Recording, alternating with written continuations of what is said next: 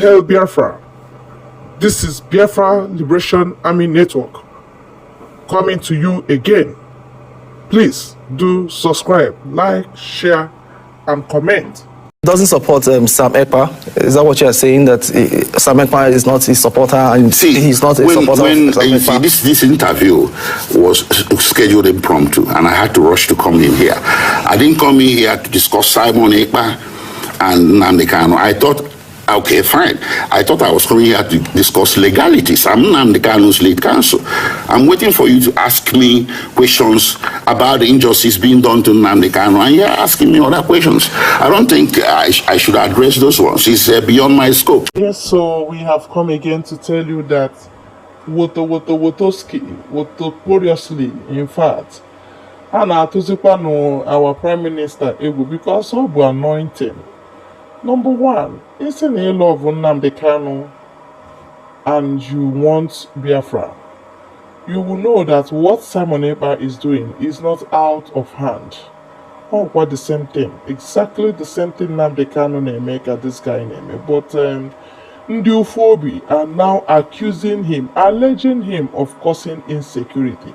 Oh, what the same way the governors Nnamdi Kanu allege that no cause over the insecurity in the southeast, and that was even why Fulani people started placing bounty on him until they captured him. Yet insecurity continued because the root cause of insecurity is Fulani headsmen and Nigerian army and police in the southeast. These are the root cause of insecurity. So this is the second time that Aloy Ejimako is bouncing anything concerning Simon Ekpa, but not because he does not want to, or he cannot talk about him, but he doesn't want to be insulted. He doesn't want anybody that will run him down, because Simon Ekpa they already run anybody down. Reason being that he has followers now, and it seems he's doing the biddings of people that want this restoration. Not IPOBO, not DOS, because now, obviously, they are now the enemies of truth, enemies of the liberation they are talking about before, enemies of Nnamdi Kanu freedom. I'm telling you the truth, and that's how it is. Let's join this full interview of Aloy Ejimako in AIT television. Thank you. I can bring peace to the southeast. These were the words of the incarcerated leader of the indigenous people of Biafra, Nnamdi Kanu, shortly after his bail was denied on Tuesday.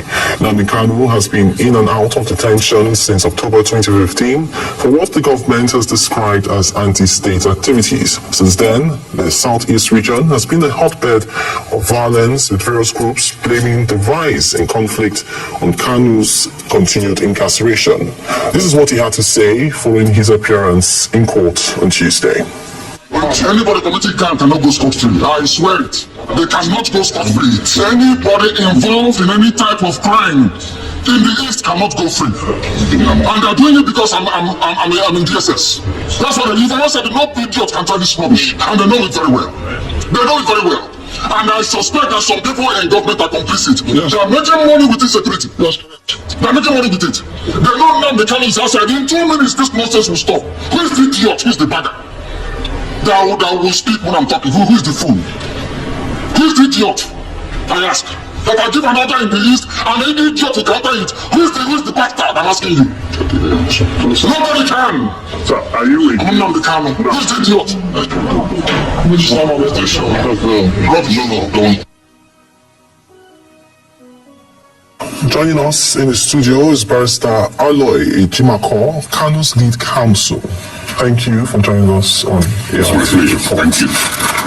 Now, quickly, is Nnamdi Kanu trying to walk the system, the judicial system, by impressing his relevance on peace in the southeast? Yes. First of all, we're happy that for the first time since he was renditioned in 2021 and detained, yesterday was the first time he had a full opportunity, ample opportunity to speak to the media. It's been in-laws lawyer speaking for him. So it was the turning point. The next big thing that happened yesterday that he spoke to the media and he made himself very clear. And I'm happy Nigerians listening to him and they've heard what he had to say about insecurity in the Southeast, which is key to what happened in court yesterday that made us very unhappy. Everybody else knows this except the presiding judge. This was one of the reasons why we had to bring a fresh application for his bail, in order to see how we can, through the process of court, assist in combating or containing that insecurity in Southeast. Okay, Nnamdi Kanu has called for violence in the past on his Radio Biafra platform. So on both security persons and citizens alike. So why the turnaround saying that if he gets bail, he can assure that there will be peace in the No, you are totally wrong. He never called for violence. He called for self-defense. Because we can clearly see that you can in 2020 the NSAS protest. If you Google it now, you can get that information on where he called for an attack on the governor, Sanwo-Olu, and some other. No, I recall an interview he did with the Ovation magazine publisher. What's his name again? Ovation magazine publisher. That was an interview he did with him. I remember his name before we finished.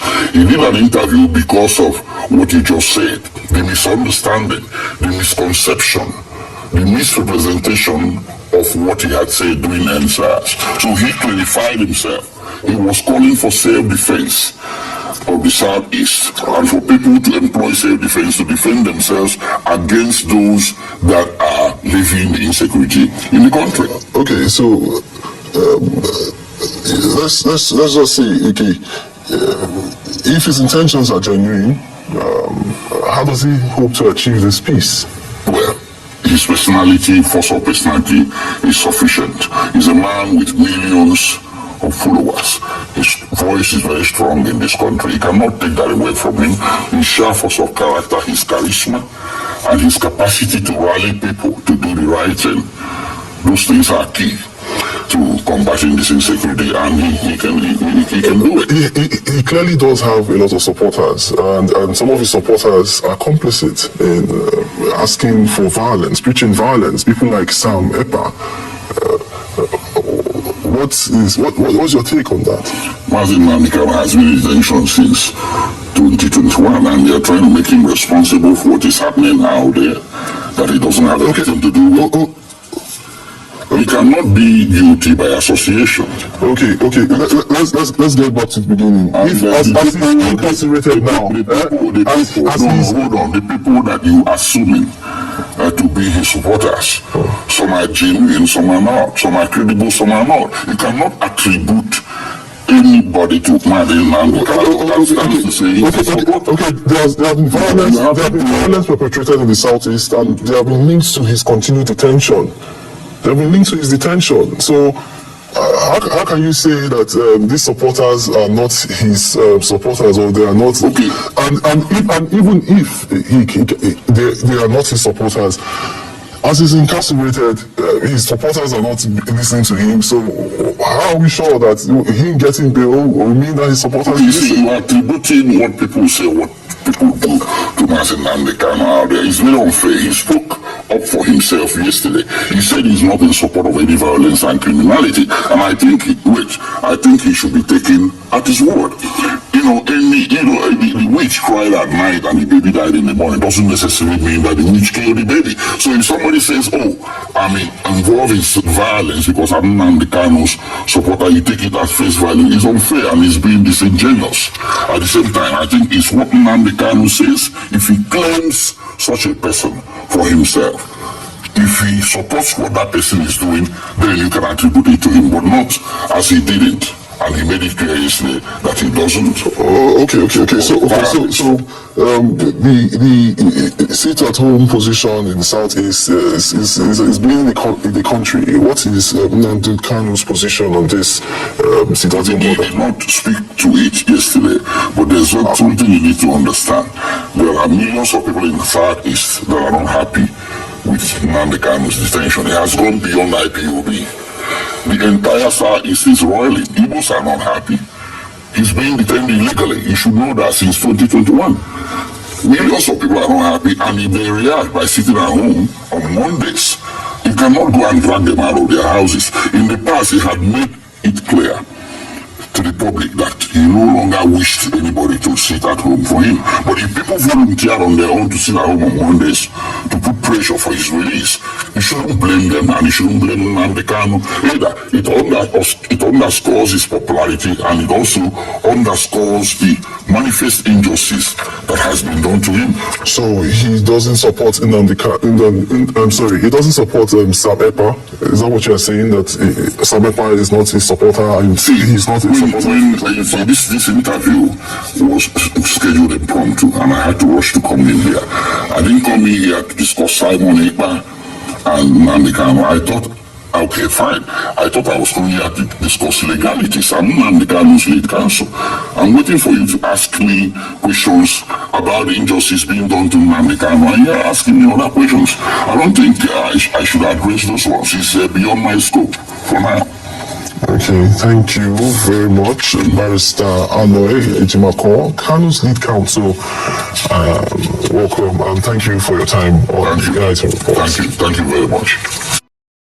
All right, thank you, our powerful barrister, for answering them very intelligently, because they will leave what they're supposed to ask and they'll be asking questions that they're not supposed to ask. Besides, they should call Simon Ekpa and interview him. Are they afraid of him? Why are they not giving him attention? Yet, he is the talk of the town. So what is going on is just like Nigeria is afraid of Simon Ekpa. Then let Biafrans go. You said no. So that brings us to the end of the video, and we urge you to please stay glued with us. Thank you.